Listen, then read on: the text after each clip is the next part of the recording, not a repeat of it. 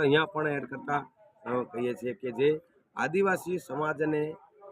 અથવા કે માનવતાને પણ ક્યાંક અને મુખ્યત્વે ભીલો અને એસટી આદિવાસી ભાઈઓને હું કહું છું કે તમારે કોઈ પણ પ્રકારની સમસ્યા હોય તો એ સમસ્યાનો એક બિરસા મુંડા ભવને હેલ્પલાઇનના નંબર બહાર પડે છે, જે હેલ્પલાઇન નંબર હું તમને કહું છું 63 533 92 92 ફરીથી નોટ કરજો કે 63 533 92 92 એની પર તમે કોઈ પણ સમસ્યા હોય, ડીજે વાગતું હોય, દહેજ લેવાતું હોય,